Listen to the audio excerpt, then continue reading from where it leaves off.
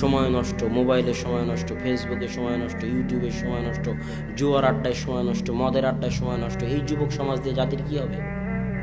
বলেন কি হবে জাতির? এরা তো জাতির বোঝা, এদেরকে তুলে ডাস্টবিনে ফেলে দিতে হবে। আর যুবকদের উদ্দেশ্যে বলতে চাই, যুবক, তোমাদের আত্মমর্যাদার দরকার আছে, আত্মসম্মানের দরকার আছে। স্রোত যেদিকে যাবে তুমিও সেদিকে যাবে, এটা হতে পারে না, অসম্ভব। স্রোত যেদিকে যাবে তুমিও সেদিকে যাবা মানে তুমি খড়কুটো, মানে তুমি পানা, মানে তোমার কোনো মূল্য নেই। এটাই আল্লাহ রসুল বলেছে যে একটা সময় আসবে যখন কাফের, ইহুদি, খ্রিস্টান, মুশরিকরা তোমাদের উপরে এমনভাবে ঝাঁপিয়ে পড়বে যেমন ক্ষুধার্ত ব্যক্তি প্লেটের উপরে ঝাঁপিয়ে পড়ে। আল্লাহ রসুল, আমরা কি কম হব? অসম্ভব, তোমরা কম হবে না। কয়েকশো কোটি হওয়ার পরও তোমরা হবে ফ্যানার মতো, কোনো ভ্যালু থাকবে না, মূল্য থাকবে না। আইপিএল, বিপিএলের জুয়া, পড়াশোনার নামগন্ধ নাই, সময় নষ্ট, মোবাইলে সময় নষ্ট, ফেসবুকে সময় নষ্ট, ইউটিউবে সময় নষ্ট, জুয়ার আড্ডায় সময় নষ্ট, মদের আড্ডায় সময় নষ্ট। এই যুবক সমাজ দিয়ে জাতির কি হবে? বলেন কি হবে জাতির? এরা তো জাতির বোঝা, এদেরকে তুলে ডাস্টবিনে ফেলে দিতে হবে।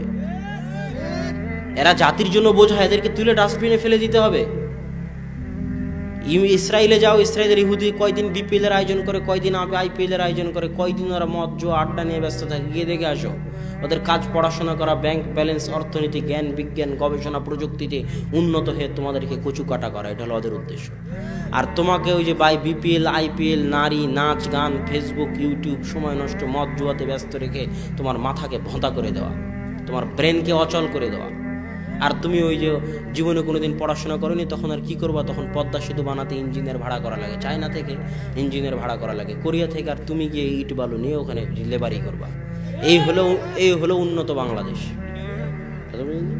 বলছে কি গার্মেন্টস নাকি উন্নত, ওখানে মেয়েরা কাজ করে তাই উন্নত হয়ে গেছে দেশ, মানুষ গিয়ে কাজ করে তাই উন্নত হয়ে গেছে। আরে আমেরিকা, ইউরোপ যারা পারমাণবিক বম বানাতে পারে, ওরা প্যান্ট শার্ট বানাতে পারে না? পারে না, পারে না? তাহলে তুমি কখন দর্জি খলিফা হয়ে তুমি উন্নত হয়ে গেলা? অসম্ভব। তোমার চাইতে যদি কম বেতনে আফ্রিকার লোকেরা বানিয়ে দেয় তো এই গার্মেন্টস আফ্রিকায় চলে যাবে। এটা নাম উন্নতি নয়। উন্নতি হচ্ছে জ্ঞান বিজ্ঞান, গবেষণা, প্রযুক্তিতে উন্নতি। অতএব যুবক, এখনো ফিরে আসো, এখনো সময় আছে। দেশ জাতির জন্য বোঝা হয় না, বুঝার চেষ্টা করো।